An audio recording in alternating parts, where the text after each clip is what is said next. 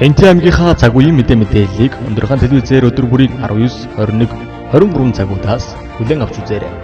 Төвийн томоохон телевизүүд болох TV9, TV5, Молор, Нутаг 21 телевизийн орон нутгадх инфо өндөр хаан телевиз. Бид танд үнэн бодит, шуурхай, хүртээмжтэй, тэнцвэртэй бодит мэдээллийг цагааталгүй газар дээрээс нь хүргэж байна.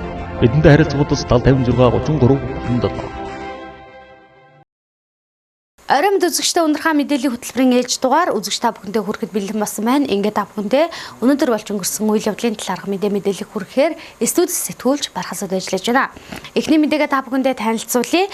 Улирлын амралт дуус хичээл орохоосондоо холбогдуулан дараах сурвалжлагыг бид та бүхэндээ бэлтгэн хүргэж байна. За сүүлийн үед өргөн хэрэглээний барааны үн, махны үн, шатхууны үн нэмэгдсэнтэй холбогдуулан энэ жилийн хувьд хичээлийн хэрэглэгдэхүүн болон за хүүхдийн хувцас өмнөх оныхоос хэд дахин нэмэгдсэн талаар иргэд хэлж байна. Энэ талаарх дэлгэрэнгүй мэдээллийг одоо хүлээн авч үзнэ.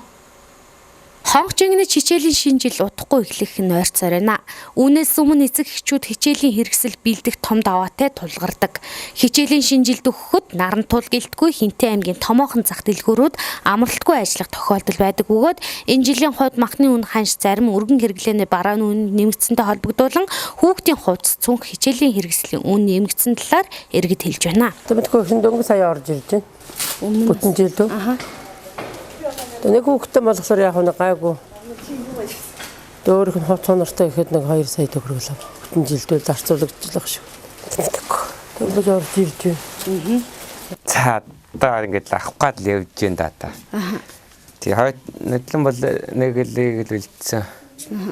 Аас орон шүү 2-300 өдөр бол хангалттай л ор. Эхний удаад бол 300. Тэн цэцэрлэгдэх гээд тэгээд имэн бэлдээд л явж байна. За одоо ер нь махаад агаад нэмэгдэж л байна дөө. 5-10 цаасаар нэмэгдсэн л байна. Хичээлийн хэрэгслийг нь бэлтгэсэн байгаа юу? Одоо авах гад л явж байна. Араа аваагүй. Араад аваагүй байна уу? Сая орж ирээд л. Одоо нэг ирснэх бүгдийг л аваад явна да. Бичиг хэргийн худалдаа эрхлэгчдийн хувьд энэ жил яаны ханш өнгөрсөн онтой харьцуулахад чангарснаар бүгд найрамдах хятад ард урсаас орж ирж байгаа бараа бүтээгдэхүүндээ 500-аас 1000 төгрөгөөр нэмэгдэл шингэж байгаа гэдгийг онцлон хэлж байсан юм. Жилд нэг айл өрөх сургуулийн насны нэг хүүхэдтэй зориулж хичээлийн хэрэгсэл хувцас хунар жижиг шажиг урсгал зардлыг тооцоод дээд тал нь 2 сая төгрөгийг зарцуулдаг бол хичээлийн шинэ жилийг ухтаад цүнх хувцас зарим нэгэн хичээлийн хэрэгсэл зориулан 200,000-аас 500,000 төгрөгийг зарцуулдаг бөгөөд зөвхөн хичээлийн хэрэгслийг бэлтгэхэд нэг хүүхдэд 40,000-аас 60,000 төгрөгийг тус зарцуулдаг байна. Харин цэцэрлэгийн насны хүүхдэд хичээлийн хэрэгсэл цугдуулахад дор хаяж 100,000 төгрөгийг эцэг эхчүүдээс гаргадаг байна. Одоохондоо арай бэлдээгүй л шүү дээ.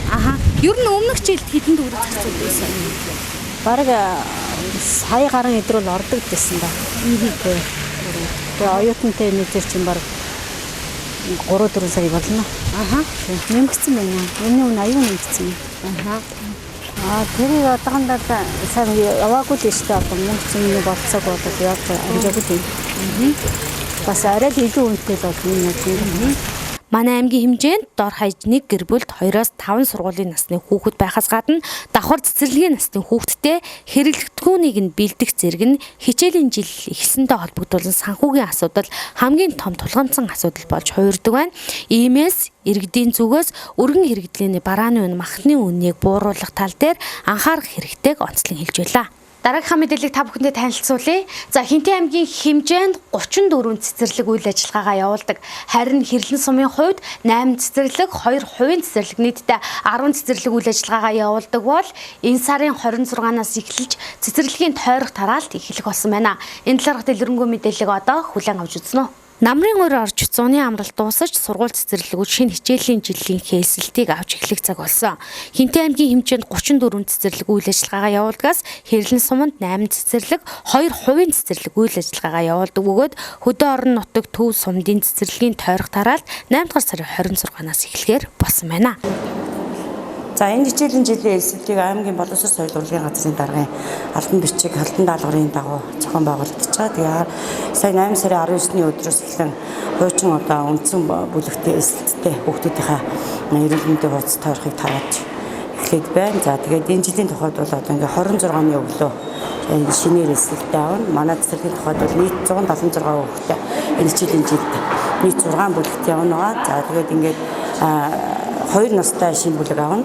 За мөн тэгээд 5 настай хамрын сургах тойргийнхоо хүүхдүүдийг сургуулийн өмнөх боловсролд хамруулах ийм байгаа. Одоогоор бол одоо нөгөө үндсэн хүүхдүүдийн бүртгэл дуусах байгаа учраас яг хараахан тоо болгоод гараад байна. Тэгээд манай цэцлийн тухайд бол бас тахилах тосгоны холимог бүлэг хичээлүүд байгаа. Тэгээд тахилах тосгоны сургуулийн өмнөсний хүүхдэд сургуулийн боловсрол олгох холимог бүлэгтээ бас эсэлтээ одоо энэ 5 дахаас одоо багаар нь тойрч мацтайгаа уулзаж бүртгэлээ хийх юм ашиглаж байна. Одоогоор бид одоо ингээд сургалтын хөтөлбөрийг сайжруулах одоо арга зүй гэсэн сургалтанд багш нар хамгаалдаг гэж байна. Хамрын сургах тойргийнхоо хүүхдүүдийг бол манай цэцэлгүүл бүрэн хоёр нь хамруулдаг. Тэгээд цэцэлгийн үндсэн бүлэгт хамрагдахаас гадна бас хүүхдүүд бас бүртгэлээс очирсан хүүхдүүдийг бүртгэж аваад дараа нь одоо бас шижил хөдөлгөөн гэсний дараа бол хамруулцдаг.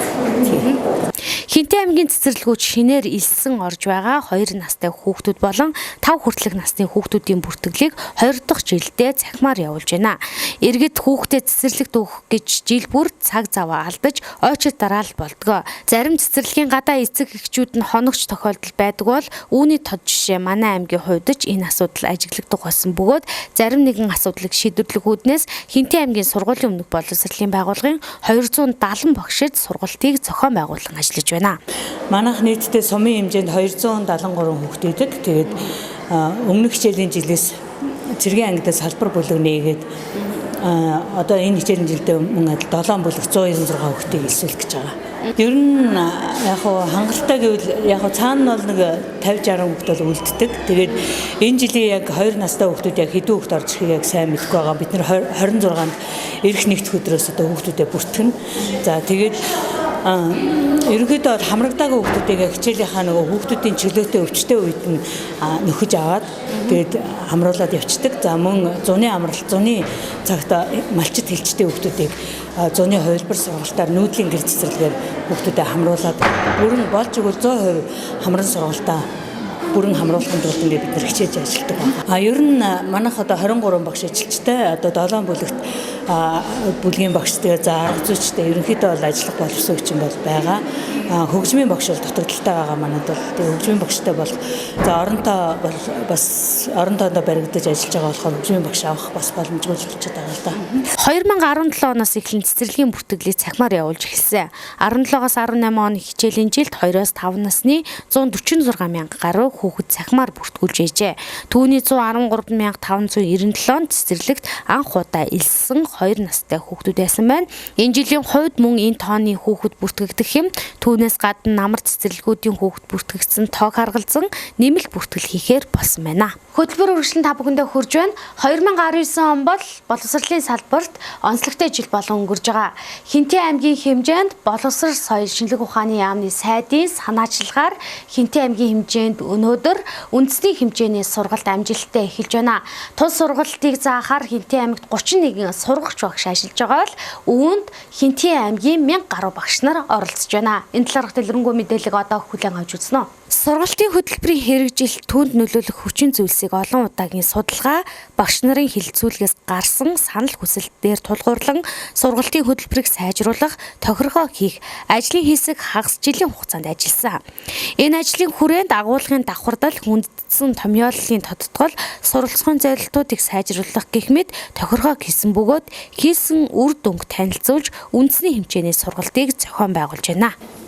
За өнөөдрийн хувьд бол энэ бас хичээлийн шинэ жил эхлэж байхдаа холбогдсон бас энэний өмнө бас болж байгаа сургалтын хувьд бол нэлээд ач холбогдолтой сургалт болж байгаа. Энэ болохоор цэцэрлэгийн болон бага ангийн багш нарын одоо хичээлийн шинэ хөтөлбөрүүд бол шинээр гарсантай холбогдуулаад сургагч багш нар бол бэлтгэгдээд ингээд Орногов аймгаас эхлэн манай Хинтээ аймагт ирээд ингээд сургалтаа бол хийж байгаа юм байна. Энэ болохоор яг хөө мэдээж өмнөх цэцэрлэг бага ангийн боловсрол гэдэг бол хүүхдийн бол суур боловсрол байдаг. Үүнийг бол мэдээж өмнөх сургалтуудын бол алдаа оноо энэ дээр нь бол бас дэнсэлж үзээд одоо шинээр бол хөтөлбөр гаргаад энийхээ чиглэлийг цааш нь яаж хэрэгжүүлж явах вэ? Хамгийн гол сургалт нь бол нэгдүгээр 10 жилдээ бага ангийн сургалт нь болж байна. Тэгээ энэ бас бид нар бас одоо ээшгээр яриа сурцсан шүү дээ. Эцсийн ерөнхий шалгалт бол энэ жилийн үед өдөр бол нэлээд өндөр дүнтэй өмнөх хөл жилүүд өдөр бол араасаа 1 2 гэж ярьдаг байсан бол өмнөх жил 6 байраар дээш өмнөх суур юунаас ахсан байсан бол энэ жил бол дээрээсээ 1 2 3-аар өдөр гэж байгаа. Ерөнхий бол боловсролын салбар Хинтээ аймгийн үед бол бас гайгүй болж байна гэж бас дүгнж байгаа. Цаашаа ч гэсэн бас энэ байр суурийг хадгалж явахын төлөө ажиллаж байгаа.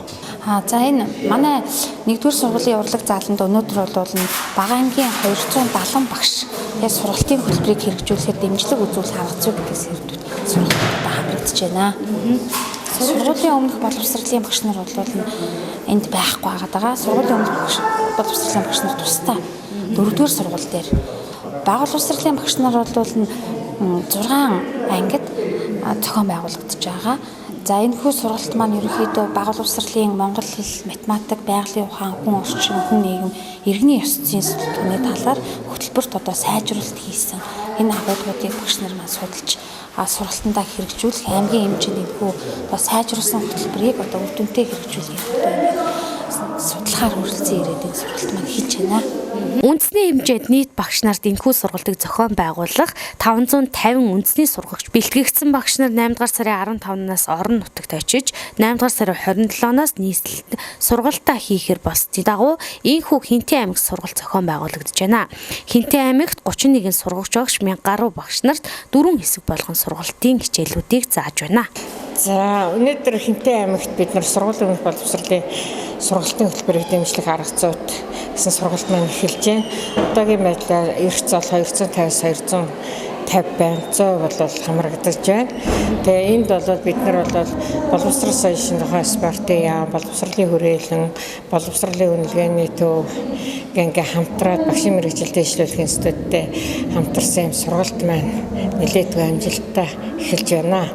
Энэ нь болохоор зэрэг ерөнхийдөө бидний зорилго болохоор зэрэг өмнө нь бол сургуулийн боловсролын зөв хөтөлбөр дээр бол дүн шинжилгээ хийгээд энэ шинжилгээнд дээр үндэслээд хөтөлбөрөө сайжруулсан ийм сайжруулалтын хөтөлбөр гаргасан байна. Энэ ямар учиртай гэхээр зэрэг багш нар бол одоо хэтэрхий ачаалт ихссэн байна гэж яриад байгаа тийм. Энэ сайжруулсан хөтөлбөр гаргаснаар багшийн ачааллыг багасгасан, хүүхдүүдийн хөгжлийн үнэлгээг үнэлэхэд нэлээдгүй ахис төвшөлтөнд хүрсэн ийм сургалт болж байна. Багш нарын хувьд гэх юм бол нөгөө ялангуяа хөдөө орон нутгаас илүү хоц суурин газар хүүхдийн таа их байна тийм үү. Тэгэхээр хүүхдийнхаа тааг бид нар яаж багасгах вэ? Өнөөгийн хүүхдийн хүмүүжил сургалт хэр зэрэг шатандаа явагдаж байна. Гэхээр одоо бидний өмнө нийгэм бол нэлээдгүй хөгжиж байна. Энийгээ дагаа хүүхдээ хөгжилж ихсэн хурцтай байна.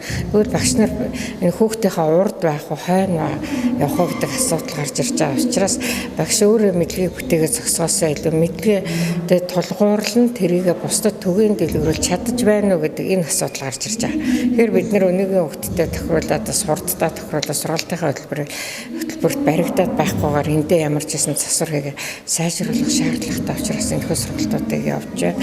Энэ ч бас багш нарын өмнө бас нэлээд тулгамдж байгаа. Хүүхдээ яаж үнэлэх юм тийм ээ. Тэгээ энийг бол нэлээдгүй боловсронгуй болгож өгснээрээ онцлогтой. За Яргалтай цумаас байгаа ингээм 10 багш гэдэг 10 багш нь бүгд ирсэн байгаа. Бүгдээр ирсэн одоо энд сургалтандаа сууж байгаа. Өнөөдөр энэ сургалтын бас ач холбогдлыг нь юу гэж харж байна? За энэ хүү сургалтын их ач холбогдолтой оюун сургалтын хэрэглэгдэхүүн сургалтыг дэмжсэн бүх багш нартайгаа сургалт хийж байгаагаар онцлогдуулж байна. Их чухал. Одоо яг эд хэрэг болж байгаа, эд багш нар толгомдож байгаа асуудлын талаар сургалт болж байна гэж. За толгомдож байгаа асуудлыг л ерөнхийдөө багшийн дэмжих тийм ээ сургалтын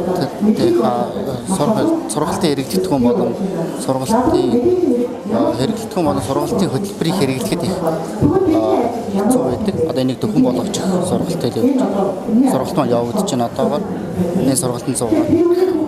Энэхүү сургалтын онцлог нь Монголын бүх багш нар сургуулийн удирдлага нийтдээ 44 мянган багш мэргэжилтэнд бүрэн хамруулж байгаагаараа онцлогтой бол цаашдаа багш нарын ур чадварыг дээшлүүлэх, нийгэм тулгамдж буй асуудлыг шийдвэрлэх тал дээр анхаарч ажиллахаа хэлж байсан бол сургалт 8 дугаар сарын 27-нд нийслэлийн хэмжээнд зохион байгуулагдсанаар өндөрлөх юм а. Үзэгчдээ Ундрахаа мэдээллийн хөтөлбөрийн төрөд өндөрлж байна. Маргаашхаа мэдээллийн хөтөлбөрөөр эргэн уулзлаа. Түр баяртай.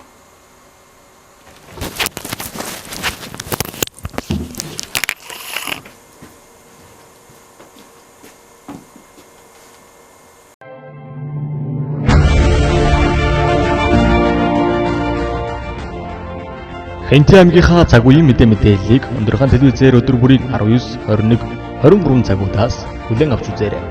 Төвийн томоохон телевизүүд болох TV9, TV5, Молор, Нутаг 21 телевизийн орон нутаг дахь инфо Ундрахаа телевиз. Бид танд үнэн бодит, шуурхай, хүртээмжтэй, тэнцвэртэй бодит мэдээллийг сагалдалгүй газар дээрээс нь хүргэж байна. Бидэнтэй харилцагуудаас 7056 33 37